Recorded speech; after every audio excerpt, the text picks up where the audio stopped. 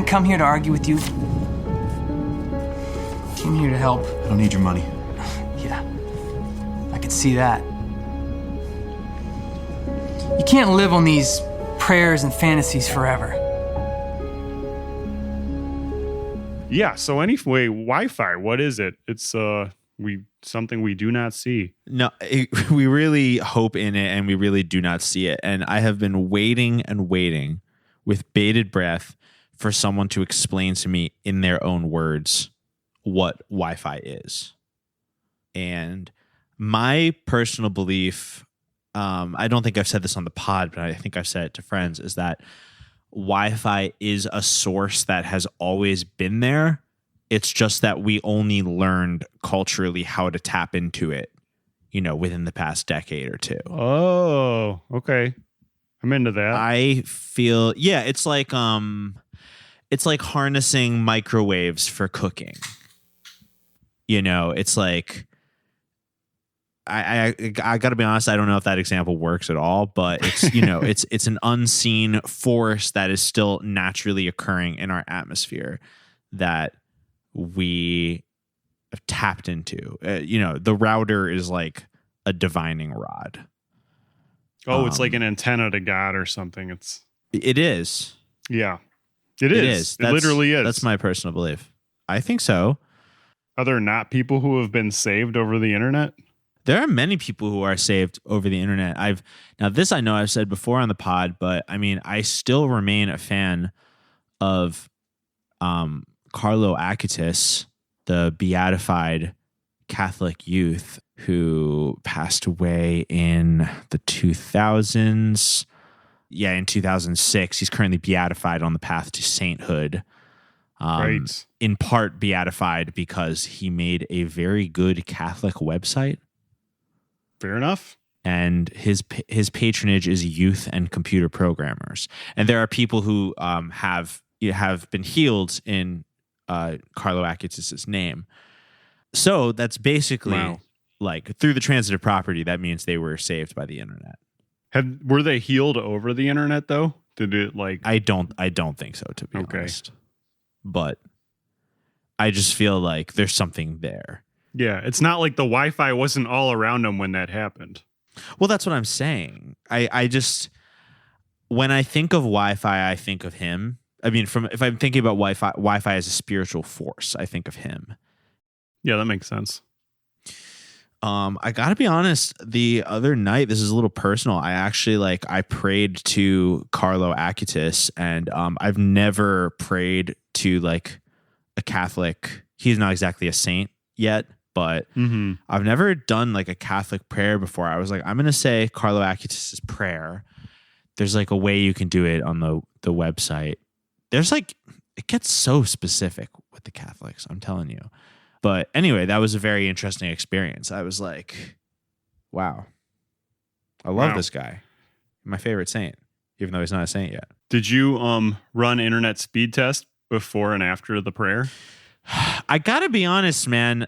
My upload speed is killing it these days.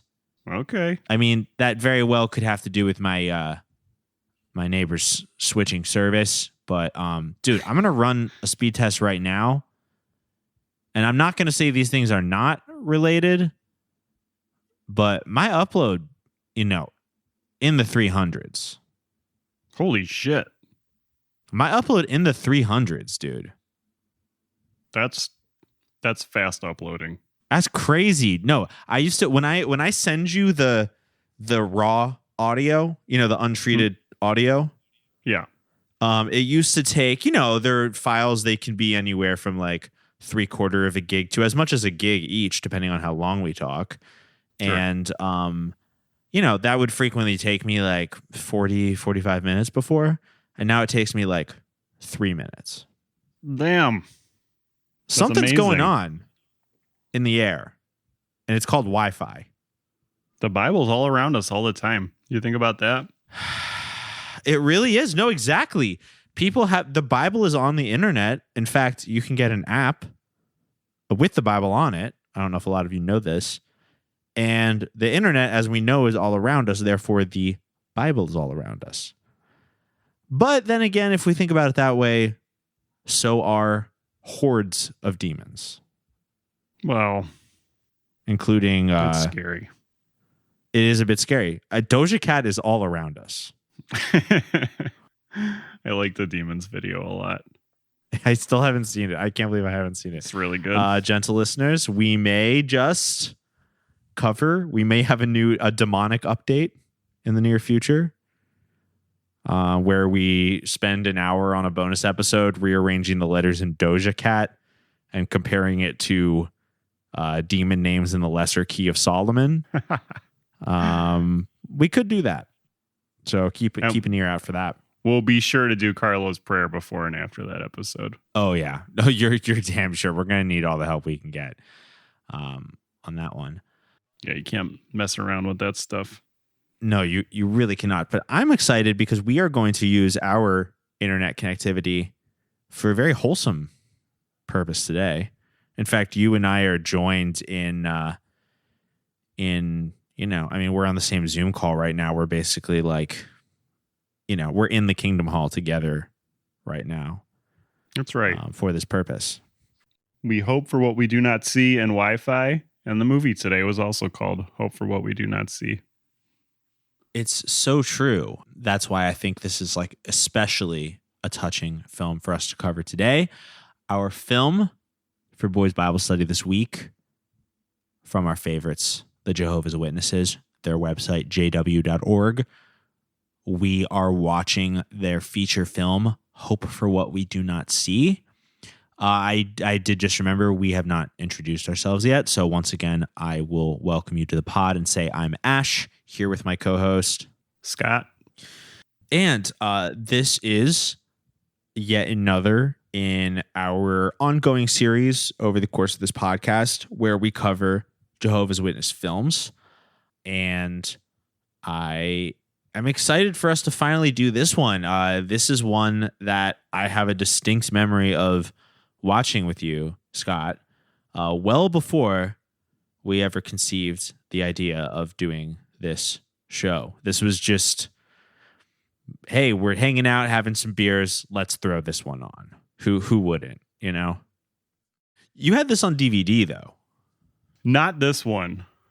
Oh, for some reason I thought you did. I don't know why. There is another one we haven't covered yet that I have on DVD that I am saving for a guest because it's a real banger. That is, I won't even say what the name of that one is, but it's a trade real secret. banger. Yeah. Well, so what, did we stream this one? Oh yeah. Or you downloaded it? Yeah, because Okay. at some point I downloaded every single Jehovah's Witness feature from their site. I was just like, I'm getting these all now. I don't know what these maniacs are up to. They might delete their whole website at some point. Well, it does seem like they are reducing their internet coverage, because you did text me today to the effect of that you noticed that they were maybe removing their work from YouTube. Mm-hmm. As far as I can tell, the only places you can watch their content right now are if you have the DVDs, if you have the Roku channel, the JW Roku channel, which I don't even think has everything, but maybe it does. Or, of course, jw.org, which does have everything as far as I can tell. Honestly, like, you know how they say, internet streaming service subscriptions, they were meant to, the internet was going to replace your cable, and now you're paying just the same amount for cable because you're throwing microtransactions, all these services. I've got to say, if jw.org Roku channel ever went to a subscription model, I would cancel the other ones and just keep the JW, because you can count on them to create a quality product. And I would not mind paying a subscription, a monthly tithe, to get access to their catalog, which is quite solid. Yeah, they're not just going to get cheaper on you like Netflix. Exactly. While raising the God. price. I know. God. I mean, we'll do a little compliment sandwich. We'll start out by saying what we love about the Jehovah's Witnesses. And of course, for me, that is that they do seem to value a quality product, and two, they do seem to value thriftiness, not just grabbing money everywhere they can. I mean, at least that's what they put out into the world, but it seems pretty consistent to me. They're a consistent message, and they do value our time too. You could have made this movie a legal feature length. It's 46 minutes. They covered everything. So economical. Oh my God, it covered everything and then some. It was emotional terrorism dialed up to the max, and they did it with no filler. All hits, no filler. Pure economy of storytelling. There is something happening in watchtower.org. I'm telling you. Yeah, and no credits, of course, just credits to the Bible and to the stock sites that they used. Right. We've pointed this out on the show before. If you're just tuning in and haven't heard our previous Jehovah's Witness commentary, but one thing that we have noticed and we'd like to point out on our show is that the Jehovah's Witnesses absolutely never have acting and production credits for their work beyond crediting the Watchtower, jw.org, and some legal things like as Scott just mentioned, they do credit where they get some of their stock footage. Actually, doing a little like true crime vibe, like following the threads. I happened to notice on this time around, one of the few places that they credit is, reopen my notes, they credit Rose Mountain Cottages in Shondaken, New York. So I looked on the website for these cottages. They are beautiful upstate New York forest cottages that you can rent for short-term stays or even long-term stays. And they are about a 2.5 to 3 hour drive from New York City. So I attended Syracuse University, which is also about the same distance from New York City, maybe a little more. And I can attest that is a very beautiful part of the country. So I am now led to believe, now we know that a lot of Watchtower JW stuff is actually in the Pennsylvania area, in the Philadelphia and Pennsylvania area. I'm now led to believe that this movie, or at least the very beautiful forest scenes, were filmed in upstate New York. Yeah. Yeah, I think you're probably right. It was very pretty. Very pretty. At first I wondered if it was maybe Washington or Portland or, some of the West Coast forests. But then I noticed that credit, and I remembered that, Philadelphia is sort of a hot spot for Watchtower for whatever reason. So they all love going to Philamoka. That's why. They sure do. Yeah, that's why. Yeah, hey, a smaller house than some, but it's always sold out. And it's because of the programming. They're always showing Jehovah's Witness movies there. and the JWs love to come out to see them. That's right. So shout outs to Philamoka. I wonder what the JWs would do if we put on a screening of one or two of their movies and just publicly announced it and didn't contact them at all. That is a very interesting thought experiment, because on one hand, they make their movies, they always distribute their movies for free download. Yeah. They want the material to be copied and shared. And on the other hand, they value, they have a trademark, they have a production company name. They value their intellectual property, and I know that they value keeping a pretty strict brand identity. So, for us to curate it and put on a screening without official Watchtower, it's hard to say. They could either love it or hate it, Yeah, I really don't know. I'm really, really curious. I am a bit curious myself. And also just to get to see, I feel like we're mad with Power after we had our successful screening the other week. It's okay, now can I trick 50 to 60, Los Angeles millennials to, sit down and buy popcorn and watch a Jehovah's Witness movie? I've gone mad with Power. Maybe. Think people don't want to see the prodigal returns? They do. Whether they know it or not, they fucking do. Oh, They do. It's gonna turn their lives around. As Hope for What We Do Not See did to me when I watched this. This is my second time watching it. But you know what, Scott? You know what I do not see? What's that? Myself watching this movie again, because this shit is fucking. This is a bit emotionally draining. This one, it is well done, but oh boy, does it take you places. It is a take on the story of Job, listeners. So that should give you some idea of the emotional terrorism that happens in it. Uh-huh. You know, honestly, I think some of our listeners should get a Job. Yeah, use another Job. Yeah, use another Job. Because God knows these Jehovah's Witnesses aren't working their damn Jobs. So as we will find out from this movie. But You're right. This is we've seen frequently a trope of these Jehovah's Witness movies is that they will essentially, with certain liberties, do modern day reenactments using ordinary, realistic, plausible characters, reenacting biblical stories. And the family in this film, were getting jobbed the fuck out. Their life sucked. The bad things happened in their life a lot. And at some point, I thought their house was kind of mirroring Katie Holmes' home in The Secret Dare to Dream. And I was like, he needs to meet a Josh Lucas. He needs a Josh Lucas in his life. But you know what? He kind of does got get one. He sort of does get a character of a friendly man of a similar age who swoops in and literally fixes his roof. And again, we'll get to all this in a moment, but yeah, that's a good callback to The Secret Dare to Dream, the 2020 The Secret based romantic comedy starring Katie Holmes, who is in that movie, although it's not explicit, her family and life is definitely in Job style territory. She's just like, just stringing everything along, hanging on by the skin of her teeth, just trying to weeds, keep everything in order. Yeah, she's in the weeds. My God.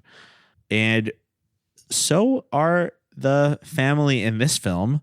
I do know that the main character's name is Ethan. Of course, we do not have credits, and you sort of have to just pick up on the character names as you're watching. I will say this actor who is very talented, he's given me J.W. Brendan Fraser. Oh, I see it. I see that. Yeah. Yeah, I mean, he's not like a, mirror image, but that's just like who immediately comes to mind with his presence on screen, Yeah. Handsome guy, good looking actors. We've noticed this about the Jehovah's Witnesses. I mean, this is not just a lot of our Christian productions, sometimes they have good actors, sometimes they don't. But a lot of them, apart from the big budget ones, feel like it was just, people who were at the church at that time. Not the case with the JWs. I mean, they are scouting around in the kingdom halls looking for the hot ones to do these movies. They are. These actors are good. They are. The whole production was really clean. I hadn't remembered that in particular, but I feel like it's maybe the nicest looking one of the ones we've covered. Like a lot of like really careful, like smooth pans and like just like very deliberate shots where like action is happening at certain points of the camera moving and good steady cam work. Yes, I have in my notes, I wrote this movie is the platonic ideal of JW aesthetics. And I wrote that the movies that are slightly newer than this one, they look good, but they sometimes have been having way more of a digital quality.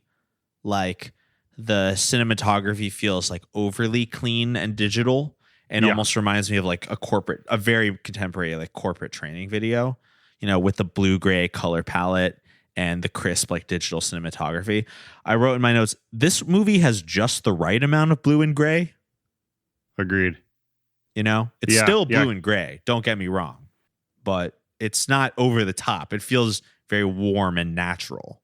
Right, because their newer ones are almost like, you talk about polishing things in post. They almost look like they're like literally polished, if that makes sense. Yeah. There's like a little bit of a sheen to them. Yeah, and I feel like that's common with like basically everything nowadays. I mean, it manifests in slightly different ways depending on like, the level of your production or the genre of your production, but like everybody wants to have that like compressed yet shiny high res like sheen on everything. I actually wrote in my notes, and I overall liked this movie, but I actually wrote in my notes, like I wrote like the newest Jehovah's Witness movies, as opposed to this one, look super digital like the Barbie movie.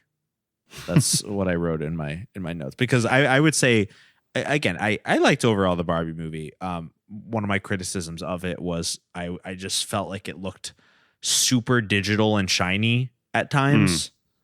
Which I guess could have been stylistic, but for me, it was just like a little harsh aesthetically at times. Yeah. No, I'm sure that was like a very intentional choice, since it was, still haven't seen it, but since Greta Gerwig did it, and like her like last couple movies were like Certain Women, for example, like wasn't just shot on film. It's like they took an extra step to, it's like they also did film filter or something. It's like it was transferred to film twice or something. I don't quite know how to explain. Interesting. Oh, that's just making a real decision there, Okay, because that makes sense, because Barbie looks like it was shot on digital twice, in my opinion. I don't know how that would work. But that's my opinion. But I mean, just to continue talking about the aesthetics of Jehovah's Witnesses in general as they pertain to this film, Hope for What We Do Not See, I also had to note in my notes, the styling is good in this film. Like many Christian films, the characters wear one color basics in different colors. The kid has an orange shirt, the mom has a blue blouse, and those colors just change, based on the scene. But the clothes all fit very well. They are styled well.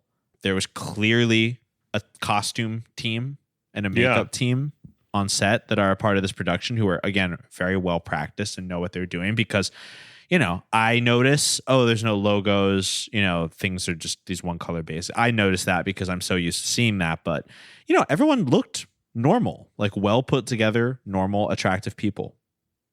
Yes, that's a good point, because there were what was the one with Marcus, the producer's son, who's getting into trouble smoking swaggy weed? Like some like I remember like his dad like wearing ill-fitting clothes. Like I can still see that in my head. So I did not notice that at all for this movie, which means, as you did notice, they did a good job on it. Right. That movie also has a very long like 2000s post-rock album title. Which is a very common thing for them. I'm literally like looking at, we literally covered it for the show. Yeah. But I'm blinking on the name right now, but it is called, let me look, because I have every Jehovah's Yeah. Open up that folder. It's called like Lift Your Skinny Fist Like Antennas to Heaven or something like that. Oh, it's called These Words ... Must Be on Your Heart. That's awesome. Yep. These words must be on your heart. Yep. Yeah, it doesn't exactly roll off the tongue, but it is a pretty epic title. I love that one. Yeah. No, there's another one called The Wonders of Creation, Reveal God's Glory. It's a good title. Wow, that is really cool. Yeah. That sounds like some like Shen Yun type titling here. That sounds like a Falun Gong movie. Maybe one day we should cover them. I don't know. Sure, we'll get there. I'm sure we will. But again, the movie on our plate today is Hope for What We Do Not See. Now, this is based on the verse Romans 8:25. There's quite a lot of scripture quoted in this movie. It's going to be tough to keep track of it all, but that is the origin of the title. And like many films, we are Jehovah's Witness films, I should say, like many Jehovah's Witness films, we are centered on a family unit and their various, trials and tribulations. But it's almost like the family is the character of the film. Ethan is undoubtedly the focus. In a lot of other Jehovah's Witness movies, they actually take time to go from character to character and have multiple people's lives lived out. We don't get as much of that in this film. It is mostly about Ethan, but yet the family is still the defining unit of the Jehovah's Witness film. Family above all else, especially above job. Well, that is for damn sure. And another trope we've noticed in Jehovah's Witness movies, which is probably, this movie might even be the platonic ideal of this trope, although there's several other examples we could point to. This is one of those famous Jehovah's Witness movies where we learn you really have to set a boundary between yourself and work. You must not let work interfere with your spiritual life or your family life. This in the past has prompted us to say, Jehovah said, fuck work. Yup. Because he really did. Yeah. And I do, I think that the moment where he says fuck work definitively in this one is the one I actually think of the most when I think of the Jehovah's Witnesses saying that in every moment. Like I see that image in the warehouse. Yes, why don't you go over that scene? Because that is actually one of the early climaxes of the film. Like that's when stuff kind of starts tumbling down for the Job-like protagonist of this film. Yes, that is the first step down.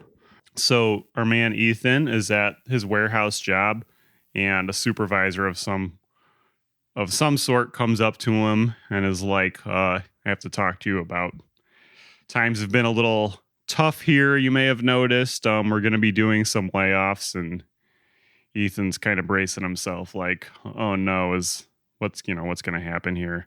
He's like, is that going to be me? Has my work been okay? And the guy, this always happens in Jehovah's Witnesses too. The supervisor's just like, your work's impeccable. Your work's great. The work's not the problem. Yeah. You're a great worker. Right. The problem is because of seniority. You just have to be laid off before other people. But because you do a good job, I could actually get you a promotion of sorts. You'd be in a different position. You'd be a maintenance supervisor at a different plant. You will be salaried, so you will have higher pay. However, because you're salaried, we will be expecting you to put in indefinite amounts of overtime because we want to get our money's worth.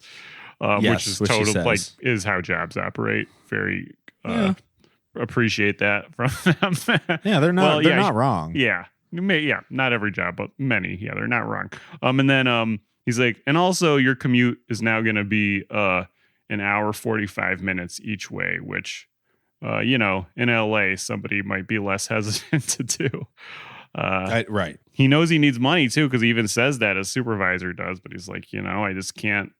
I can't do that. I got to straight up turn you down because I need that time for my spiritual life and for my family. I need this job. I know you do. Is there anything you can do to help me out? I'll take less money. I know you need it, and I've been working on something for you. If you're willing to accept a change in position. What is it? Yeah. Well, our sister plant needs a maintenance supervisor, and it's salaried, so it means you're going to be getting more money. Well, that sounds good. Yeah. You got a few drawbacks. You got the commute. It's a little ways. It's like an hour 45 each way. And then being salaried, we're going to want quite a bit of OT. We like to get our money's worth. Right. I don't think it's going to work for me. Are you serious? Yeah. Do you realize what an opportunity this is? I got guys lined up wanting this job. I'm trying to cut you a break. No, I know. What's the deal? I'm a witness, as you know, and my volunteer work means a lot to me. And I'm trying to balance my volunteer work with work. And man, you can still have time to do that stuff. When? As Waka Flocka Flame once said, triple F life, friends, fans, and family. I've been going through so much, I've been thinking about so much, I don't know who to trust or who to believe. Couple of friends, couple of fans in my family. I'm a right into the end, ain't no fear. There you go. Anyway, go on. I'm not sure who the fans would be in this situation for him, but yeah, I don't know. Guess us. Fans of Jehovah. I guess us. Us fans of the Jehovah's Witnesses. Anyway, go on. I hope Waka Flocka Flame's doing well. I feel like I haven't heard from him in a while. I think that's intentional. The feeling I get is that he intentionally stepped away from celebrity life, which good for him. Yeah, fair enough. I just saw in my feed today that Gucci Mane is on a track called Burby, and there was the Cool image for it is a close up of a Barbie doll face, and she's got the ice cream cone tattooed on the side of her face. That's very cool. That's very cool. That's cold. Yeah. And I also just realized I said certain women. I meant Little Women. Greta Gerwig's Little Women. I am so Kelly Reichardt brained. I'm thinking of saying the wrong thing. Yeah. Yeah, I didn't even catch. Anyway, so that was the first bad thing that happens in the warehouse, which, you know, you could sort of see it as a good thing too. He probably felt good to be like doing the right thing for the church. Like, you know, the church and his family would have his back for that. But it does suck because in the scene before this, we saw he's having a very nice moment with his two sons. They're outside looking at the stars, talking about space, talking about how Jehovah has a name for every single star. And they talk about how it comes up that it would be neat to have a telescope because you could see comets a little better and other things in the sky. They're very good boys, very well-mannered boys. Oh, they're good boys. Yeah. Somewhere along the way, they're explained the money's been tight, but this is before he loses his job, of course. But he decides he's going to go pick up that telescope anyway, even though they're tight on money, because he loves them and they're so good and they deserve it. It's very sweet. They are perfect boys. Before we talk about them, the only thing I want to add to your description of the layoff scene is two things, actually. The first is that when he turns down the job, and I think this is very important to point out, when he turns down the quasi promotion, the boss is mad. Like at first he's offering it to him like a favor. He's like, well, you know, I got this offer to you, and he's expecting him to take it. Even though, I mean, by anyone's standard, maybe this is more of a post-COVID standard because a lot of people aren't as willing to commute now that a lot of things are remote. I mean, this is a factory job, but still, that's still a big lifestyle change. So, but the point is, when he doesn't take it, the boss is like, "What?" You know, it's like a big deal. He knows he represents the spirit of work, and work wants to get its claws in you. It wants to pull you on the marionette strings. You know, and this is very important to know about the Jehovah's Witness movies. The second thing I wanted to point out is the direct quote from the film, and this sums up the Jehovah's Witness ethos to a T. I wrote this down word for word. He says, "You got two options here, promotion or deletion. That's all I can give you." Ethan, you got two options here. It's promotion or deletion. That's all I can give you.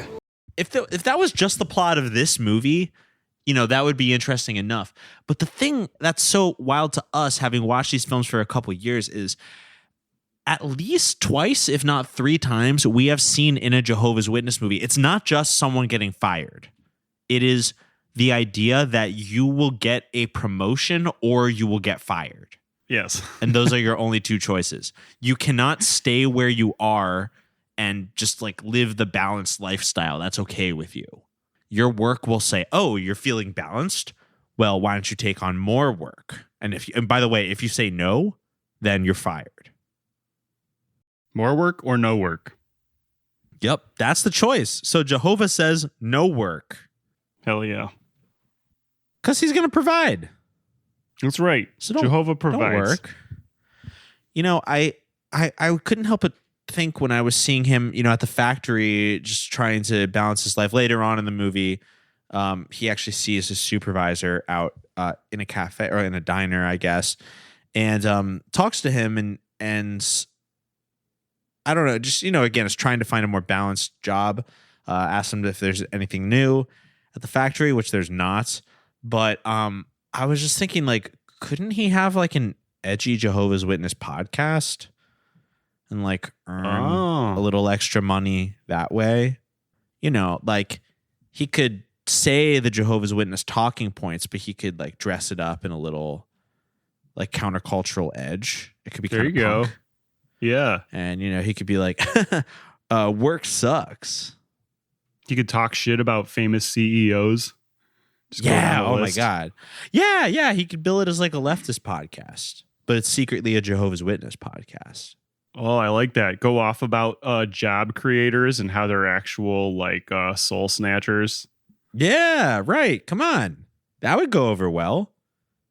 Ironically, there's a lot of people who would throw money at something like that. It's very difficult for me to understand. Jehovah's Witnesses, they clearly value entrepreneurship.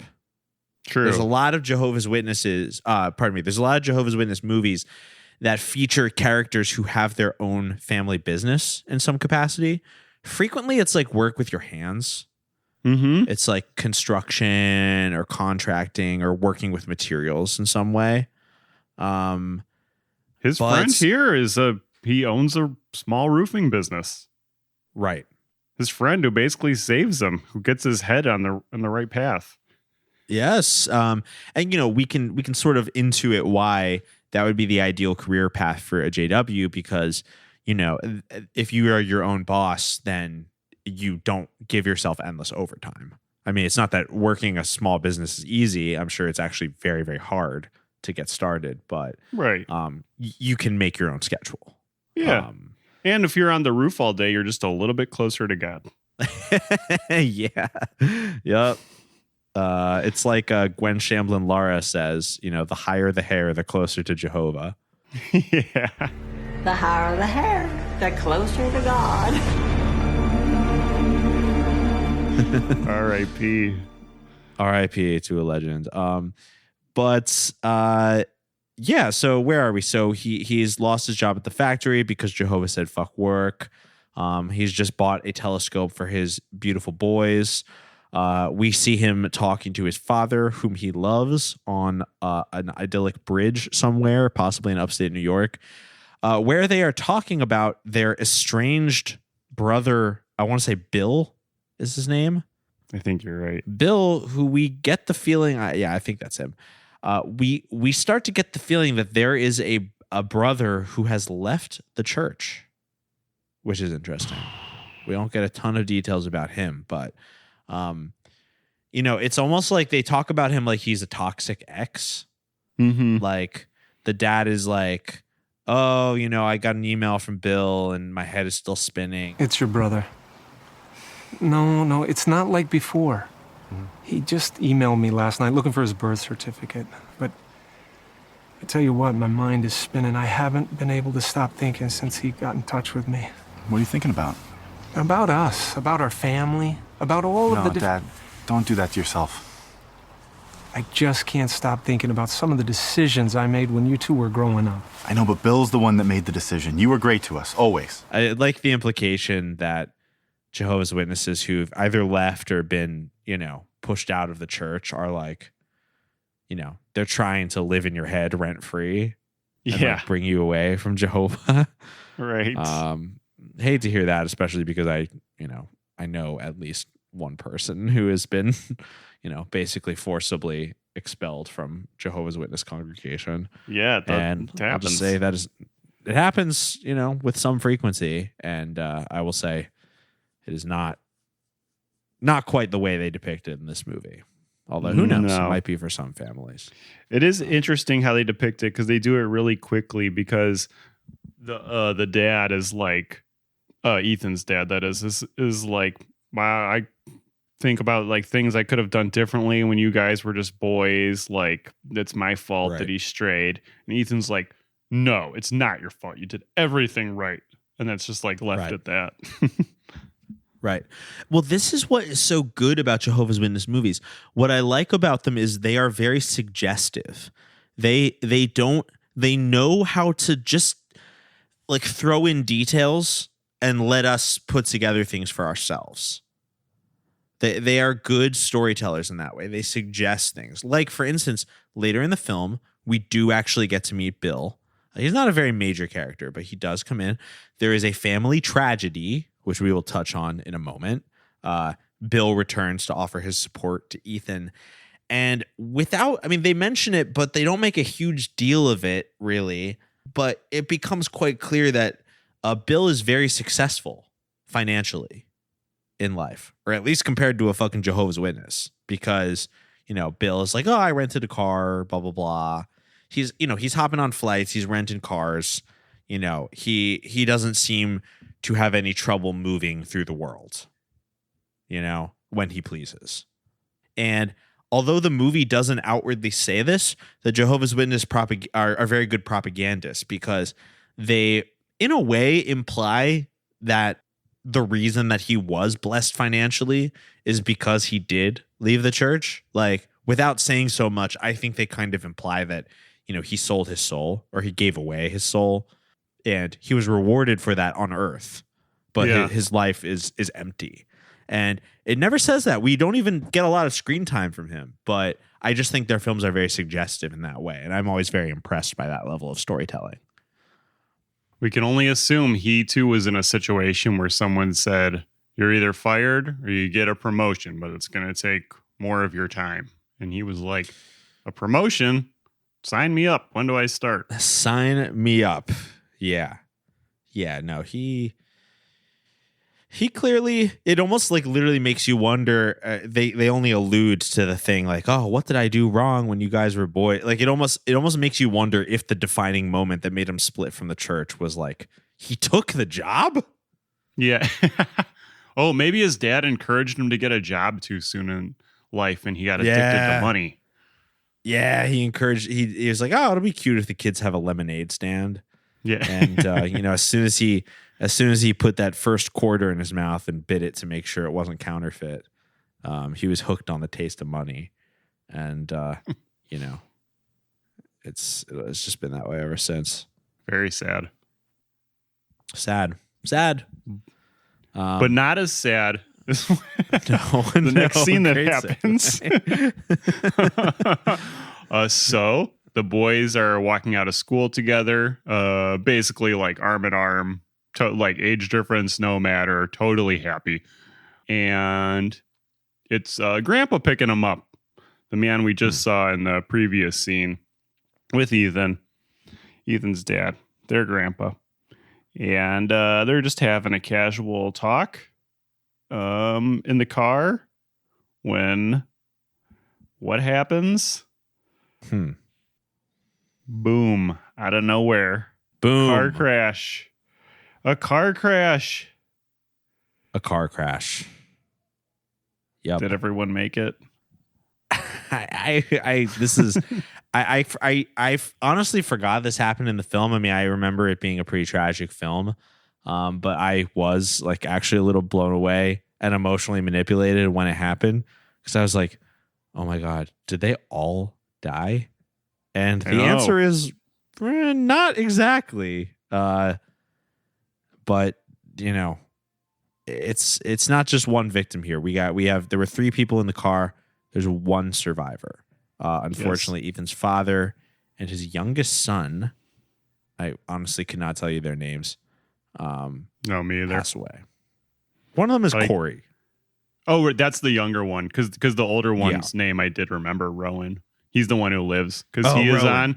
Rowan. As it was I shouldn't say it was actually. The Jehovah's Witnesses are actually do a considerate job, unlike some other scenes we've seen in other movies. The car crash looked pretty good, was very startling, and the 2 people who died were the 2 people sitting on the side of getting smashed by a truck.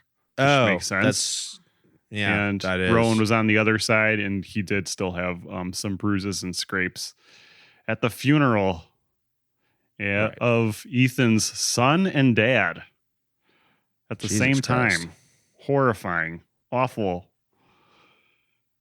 Yeah, I was very emotionally manipulated by that. It was sad as fuck. Yeah, it was very sad. You know what's something I picked up on, though? What were they talking about right before the car accident happened?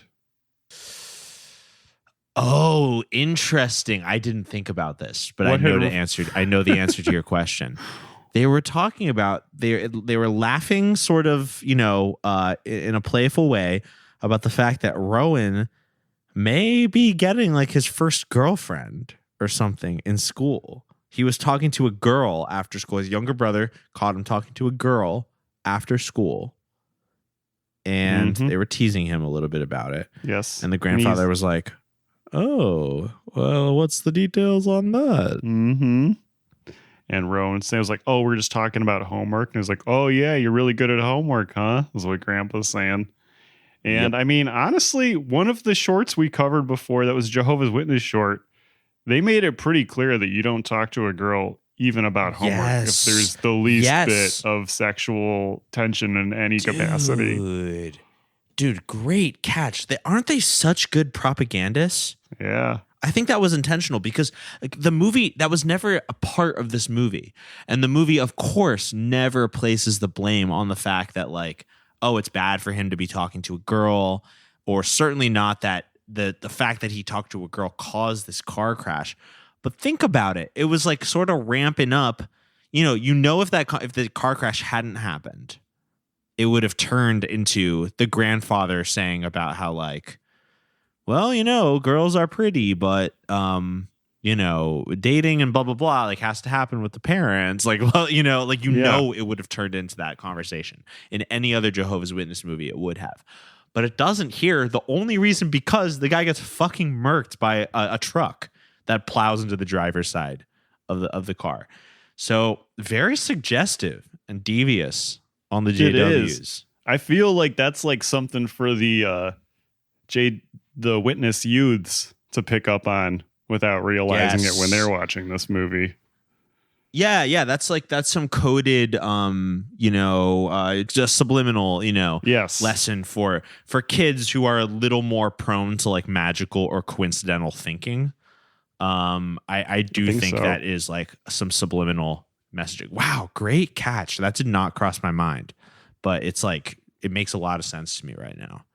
And I do think that would be the best way to. I mean, they do a pretty good job sticking to Ethan's point of view, but I think to make this a feature, the move would to be show both his wife Sasha's point of view and Rowan's point of view too, and like what they're thinking about, because we get a little bit of it from Sasha, but like really almost none of it from Rowan, other than that towards the end, Ethan is like, "I'm sorry, I have not been fully there for you in the way that you need." And Rowan's like, it's okay, Dad. But he's like, no, it's not okay. I'm supposed to be your dad. Right. But the reason why I think it is okay is because of the next tragedy that happens. Yup. Later that week. Yeah, tell him. Tell So Sasha has picked up a call from the doctor while Ethan's probably at his last day of the job or something. And because of a physical he had a couple months ago, the doctors want him to come back in to get a blood test. That leads to discovering that he has a tumor. He has a cancerous tumor. I don't think they say where in his body. I don't really remember. No, I don't remember. I always just assume it's like a brain tumor, but they really didn't say.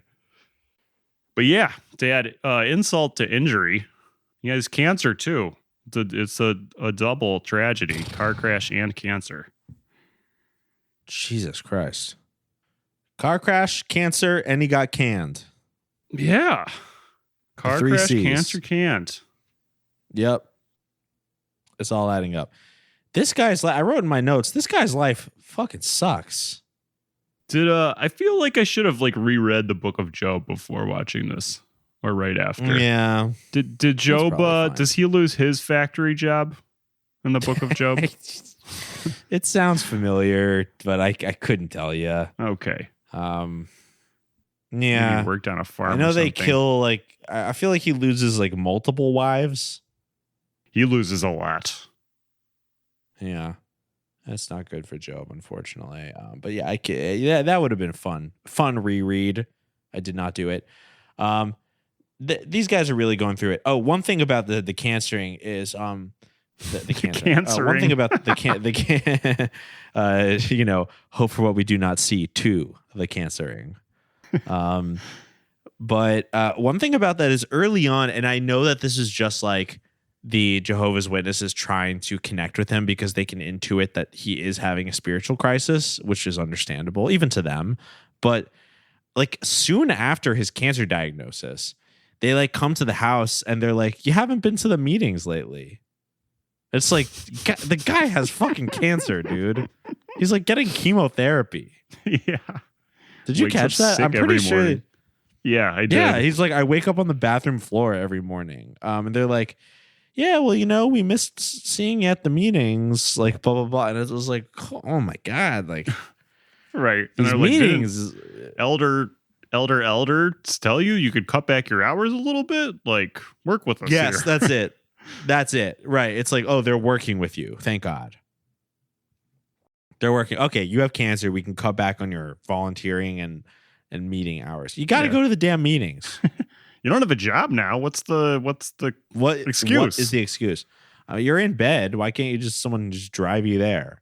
Like you get to sit down. It's not like we're making you stand up. So yeah, they come over to counsel him. There's lots of very well acted crises of faith and family in this film. I honestly think the acting is great, very tender, very moving at times. Not the most exciting part of the movie to discuss. I would like to, however, discuss, I would say, the final really like key plot elements that ends up in the movie's resolution, but starts at the beginning in a sort of like slice of life. We don't know how this is going to come back. But Ethan has a friend, and I got to be honest, I can't remember his name. I can't remember. Right, I don't remember either. I did not catch. No, his I name. Literally don't. I didn't catch it. It's fine. Literally Ethan in my head, friend. it was Josh Lucas. Jehovah's I know, right? Josh Lucas. Yeah, yeah, for real, yeah. And he has a friend who comes back in his life, coincidentally, at a time of crisis. He is a roofer, as we mentioned earlier. He fixes Ethan's roof as a favor to him. Ethan is going through a lot of shit, is having financial issues. And, he just seems like a great, man of a similar age, fun, like, very like Jehovah's Witness, like pleasant, calm masculinity, like has sort of like a trad masculinity focus, but they manifest that in a very like calm and soft spoken way. Right. Very like very typical. A care forward masculinity. Yes. Very. And strong and fatherly. Yes. Even to each other. And I like that about the JWs. I find a lot of, I wrote in my notes even, I find a lot of their interactions with each other very touching, not in an overdramatic way, just like in a very plain, care forward way. I think I like the way you said that. But fucking this guy. So in the beginning of the movie, we don't know what's happening with this. The movie opens for some reason in Peru, in the country of Peru. And we see like a man and a woman, I don't even remember what details we see, rushing to the hospital. And we see something written in Spanish having to do with like donating blood. But it's clearly an emergency, dire situation. Boom. That's all we get of that. Goes into the movie, and we sort of forget about the scene for a while. Later on in the movie, we find out that Ethan's friend actually does quite understand what Ethan's been going through during this entire film, because Ethan's friend lost his wife in what could have been a car accident or some kind of accident while they were on mission in Peru. And he talks about how everything changed in an instant. Very sad. Here's what I wanted to point out. Okay. If anyone listening knows about the JWs, they might know what I'm about to say, which is that without saying, again, in their very devious, like suggestive kind of way, without saying so in the movie, some of us might know that Jehovah's Witnesses do not accept blood transfusions. I'm actually going to double check, fact check. Oh, yeah. No, you're right. Okay, yeah, it's still on jw.org. Oh, wait, here's something interesting on jw.org. Common misconceptions, myth. Jehovah's Witnesses don't believe in medicine or medical treatment, blah, blah, blah.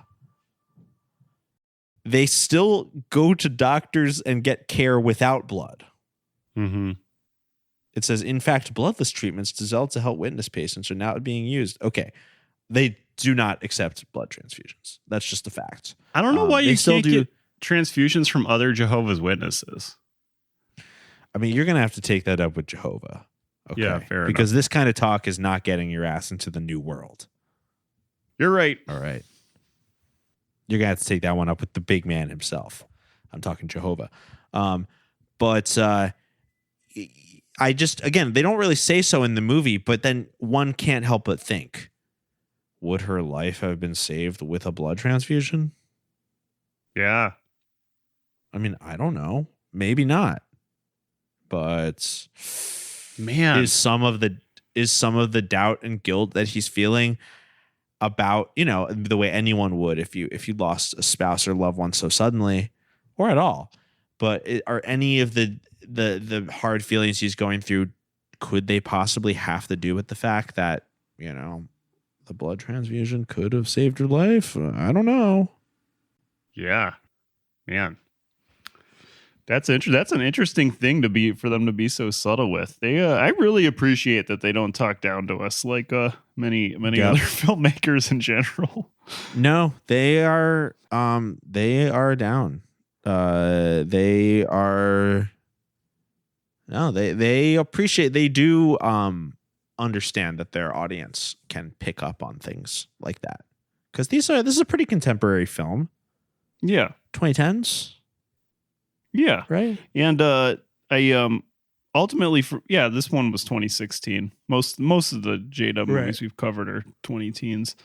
Right.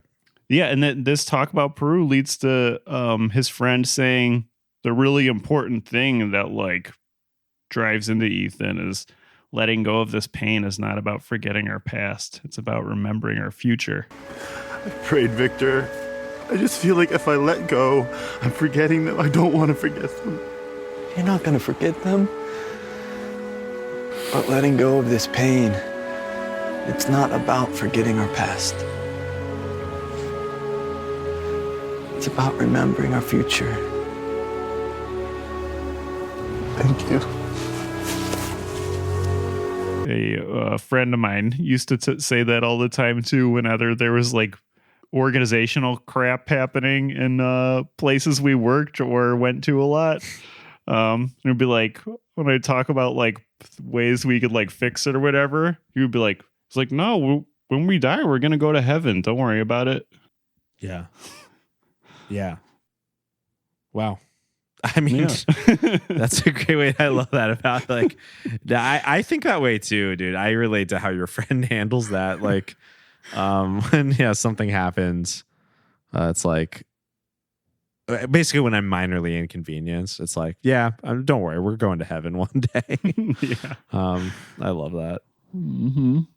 We gotta hope for what we do not see. Right. Exactly. And that's why we don't worry about the fact that we could have had the blood transfusion done. Exactly. I actually do want to hold on. Let me just get this full verse here, because it is actually one of the more esoteric of the more common Bible verses. Hope for what we do not see. It sounds a little bit like a Buddhist koan or whatever. Mm-hmm. Blah blah blah. Romans 8:25. Romans 8:24-25. For in this hope we were saved, but hope that is seen is no hope at all. Who hopes for what they already have? But if we hope for what we do not yet have, we wait for it patiently. Now that's the NIV version. They use the New World translation, which matches a little more what they're saying. I don't even know if I can find that in this list. Yeah, it basically it's basically a message of hope. I mean, it's great explanation, Ash. It's if you have it already, if you can, it's a great way to think about the unexpected, to put your faith in the unexpected. In my opinion, there's probably many ways to read it, but it's just if you can fathom of it, then it's that's your will. That's not necessarily God's will. Like, I feel like you sort of have to hope for the unfathomable. You just have to put all your trust and hope in God, you know, in this case, in Jehovah. I hope my explanation does that justice. But Yeah. that's, you know, we got to hope for what we do not see, y'all. That's right. Bringing us back to our Wi-Fi. We've been talking this whole time. It's been going this whole time. Dude, at the fucking beginning of this conversation before we recorded, you were like, I hope my Wi-Fi holds up. And now look at us. It's been, you know, slightly over an hour. Yep. We're still yakking away. It worked out. And that's on Jehovah. Thanks, Jehovah. Thank you, Jehovah. Couple other points. We basically covered the movie, but a couple other things I wanted to touch on here. One thing I thought was interesting with Ethan's wife, Sasha, is that I think she's must have just dropped off Rowan at school or something, and a mom comes up to her, fellow mother comes up to her and says, like, oh, sorry, I haven't talked to you since the thing happened. That must have sucked.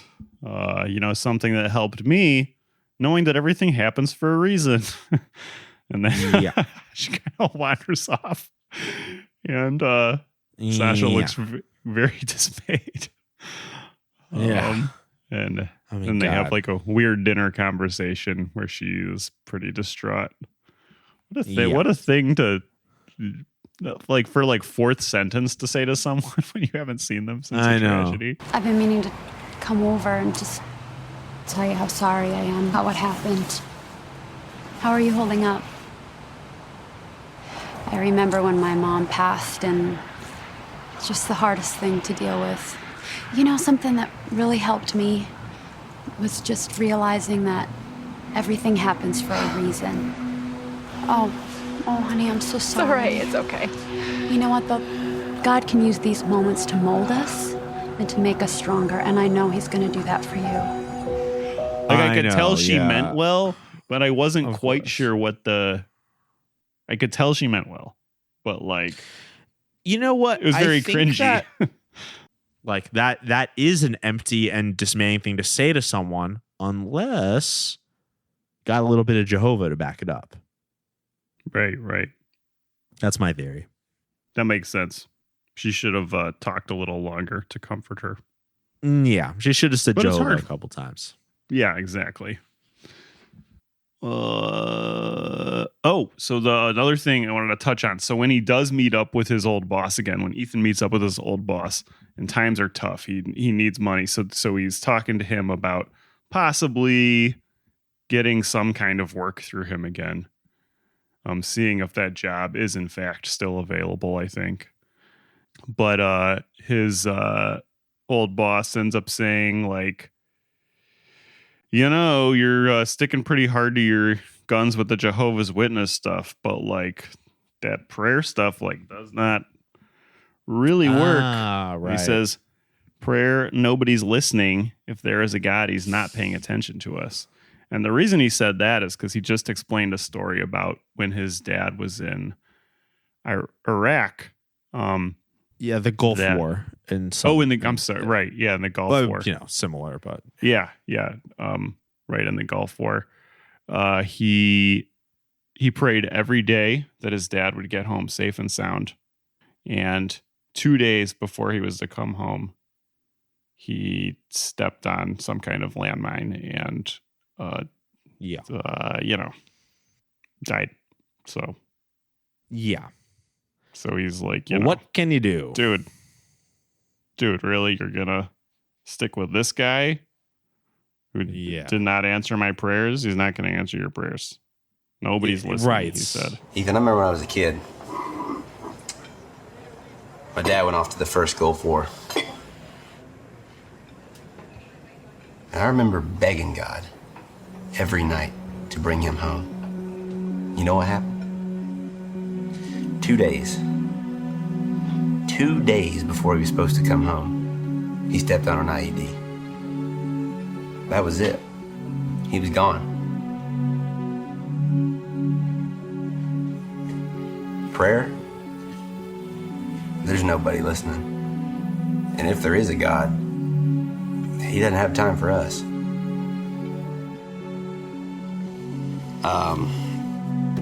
I actually got to get out of here, Ethan. Sorry I couldn't help you out. I mean, we've heard that. Doesn't matter if it's Jehovah or not. I mean, we've heard that one time and time again. Right. You don't have to come at me with another trick, Satan, because like I'm used to that one by now. I've watched enough of these damn movies. It's the age-old Christian movie trope. We even saw it in Let There Be Light, the Kevin Sorbo film. You know, if God is real, why would he do that to my son? Yeah. Exactly.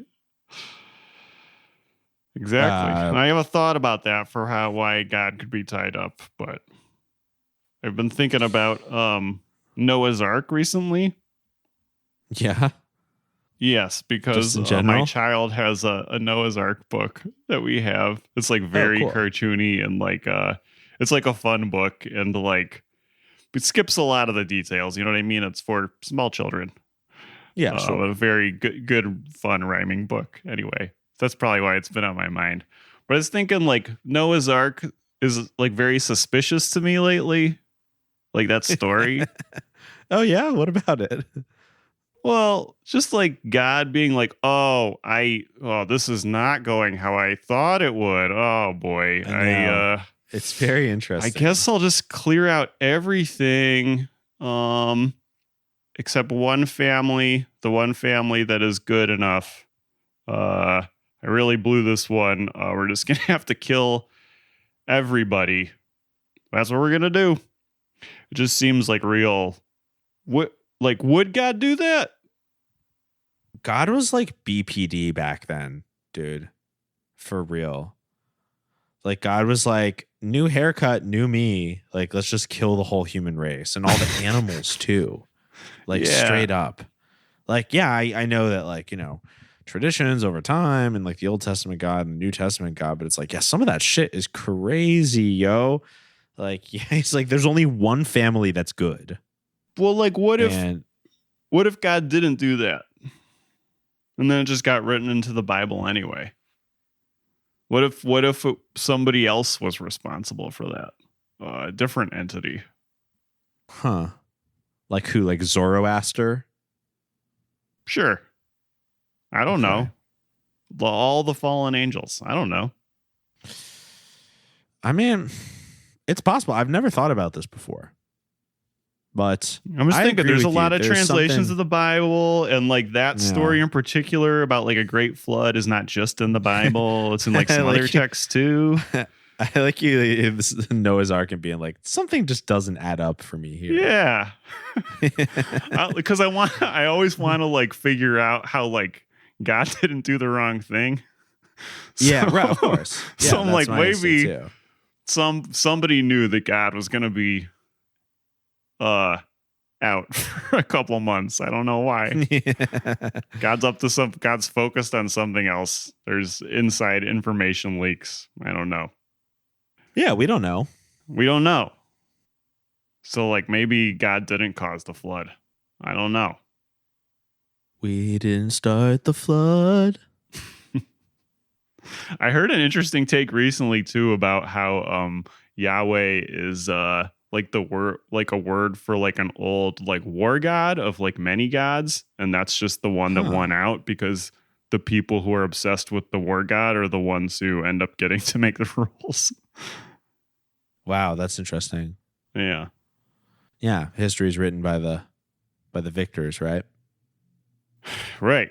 Which I don't think, to me, that does not mean that like Christian God is not legit, but it would make sense that certain things were written and put forward in a certain ways. Yeah, right. Yeah, the way that people communicate the concept of God. Because Noah's Ark sounds like war god shit to me. I know. Yeah, a bunch of that Old Testament stuff does. Because like just the story of Job seems like fucking crazy, right? You're like, God, that seems like kind of pushing it. Like ultimately the story is that Job stuck with God and it worked out. But like that's just one like little slice of life story compared to like the whole earth getting destroyed. Yeah, that's just one covering guy. all those stories, like the book of Noah's Ark or whatever. It's like a 10,000 page book about every family that drowned. Yeah, no, for real. I'm just gonna. I want to fact check. Doesn't Job start? I could swear that Job starts with like the Lord's praise of Job prompts an angel with the title of Satan or adversary to suggest that Job served God simply because God protected him. So basically, in a way, like the devil says to God, like, why don't you test Job? Yeah. And God is like, okay. He just fucks with this guy. But that's just one guy, as you're right. And they wrote a whole book about that. And in the story of Noah's Ark, it's like, yeah, let us just straight up kill all these people.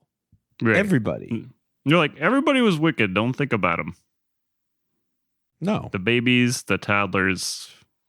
I mean, it's wicked. not even its own book, mind you. It's like a page. Chapter. Yeah.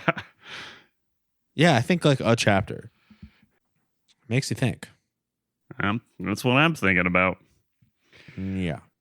Now I'm trying to think about how to put this back into the setting we were in. Oh, speaking of verses in the Bible. So I thought it was interesting.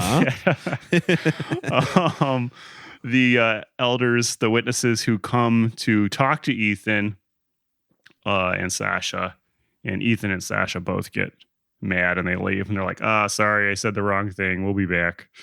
But one of the before that happens, they bring up Ecclesiastes 9:11 to give them comfort.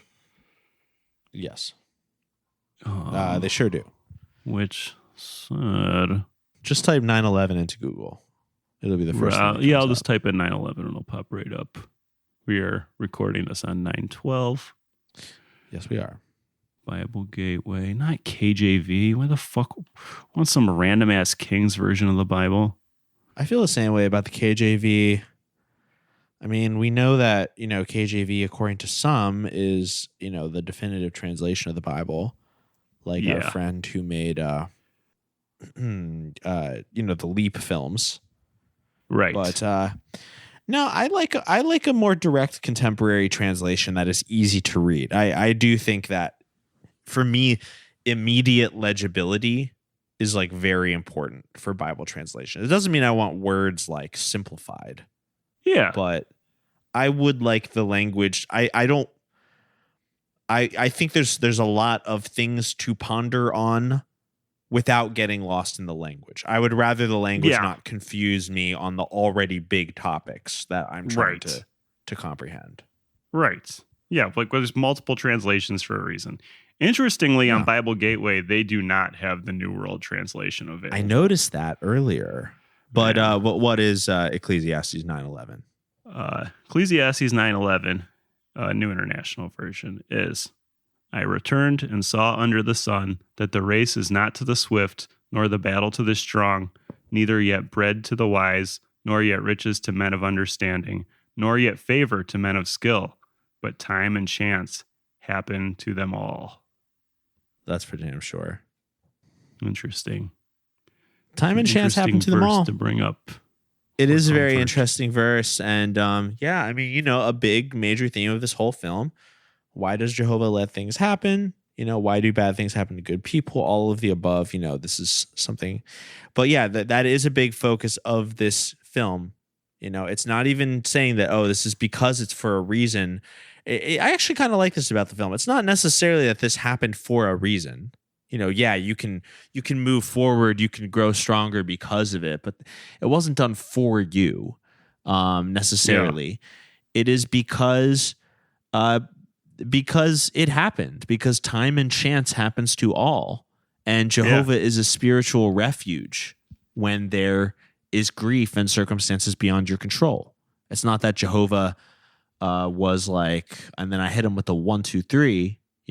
It's that we can be given comfort and strength in Jehovah when life is dark, and that's why I'm converting to Jehovah's Witness right now. Wow. See, I was thinking in this episode, I'm converting to Catholicism finally. Yeah, I started off pretty strong for Catholicism, if you remember. If you can think back to the beginning, this is what it's like. We're just always searching for the right word. I mean, this is the years of us shopping around denominations. By the end of a couple more years of doing this, I'm going to be like Baha'i, and you're going to be in the Remnant Fellowship, and so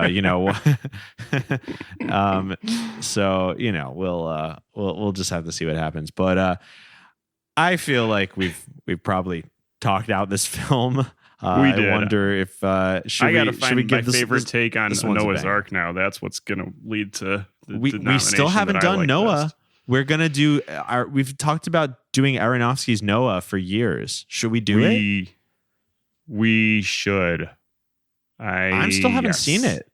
It's really good. I like it a lot. Let's do it. I'm waiting to find like the Aronofsky movie. I don't dislike him. I like him, but his stuff has been a little all over the map for me, and I'm ready to find the Aronofsky film. Yeah, I'm ready to find the Aronofsky film that like makes me a believer, and I have a weird feeling like this is going to be it. It might be. We'll see. Yeah. Anyways, what do we rate Hope for What We Do Not See? I personally, as a lover of the fine Jehovah's Witnesses and their movies, I'm basically hoping at this point that, I may not have attended Kingdom Hall, done a lot of that stuff, but I am sort of hoping that I've watched enough of their films that Jehovah will be like, okay, you can come in. You can be in the new world, because we're going to need podcasters in the new world to help people laugh about the films that they like, That's right. So I have to give this film 1 out of 1 brand new telescope. Ooh. Because Jehovah knows the name of every star. I'm just trying to get a closer look at him. Okay? So. And you're a good boy. Bring me that telescope. I'm a very good boy. I wrote like thank you. The third entry in my notes is like I wrote like this broke ass JW can't even afford a telescope for his kids. But then in the next scene he does buy the telescope. So, joke's on me. But he can afford a house by the lake. Right. Yeah. I have been struggling coming up with numbers lately. I know it's hard. People don't realize how hard this is. This is very difficult. My mind is spinning by the end of these. I usually go last because I'm like, please God, I hope these guys thought of one. Yeah. Like, please Jehovah. I'm gonna have to give this 4 out of 4 life-changing tragedies. Yup. 1 son dead, 1 father dead, 1 terrible bout of cancer, and 1 friend's wife who died, which ultimately led to a very touching scene between 2 men alone in the woods, hugging each other. Very emotional. Very. It was a great one. Really cleanly made. The Jehovah's Witnesses production style is unmatched as far as church-based production companies go. Yep. I truly mean that. It's another banger, and I'm glad we covered it because, again, in my head, the thing that pops up the most when I think of like Jehovah's Witnesses don't like job is this warehouse scene from this movie. Yep. It's always what I think of first, even though they've covered it in like everything we've watched. He says directly, it's either promotion or deletion. That's all I got for you. It's promotion or deletion. That's all I can give you. So good. But yeah, thanks everyone who listened for joining us for another Jehovah's Witness film. If you like what you hear and you're new to the show, come to boysbiblestudy.com. Come to our Kingdom Hall. That's where our free episodes are. Our generous patrons support us at patreon.com/boysbiblestudy, and they get new episodes every single week. Thank you especially to our patrons at the $20 tier, Nicole, Marissa, Jeff, Kara, and Rhett. Our outro music is Oh My God by Mary. So from all of us here at Boys Bible Study, myself, Ash, my co-host, Scott, our co-host, Julian, who could not be here tonight because he is on a mission to Peru. Best of luck to him there. We would like to say, peace be with you. And also with you. Forgive me, Father, for I have sinned. I feel your loving me, it's coming from within. Oh my God, my devotion is so unwavering. Divine emotions when you enter me. Every day you take me high with your love, and I'd rather than be free. I need you to wash away my sin. Open back to let you give me a sin, and I give you all I got. Non-stop, oh my God, not yours, it's a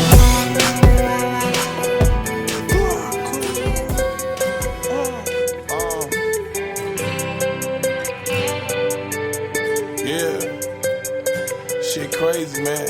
I've been going through so much, I've been thinking about so much. I don't know who to trust or who to believe, who to believe, who to believe. I've been going through so much, who to believe. My partner got murked, friends turning phony.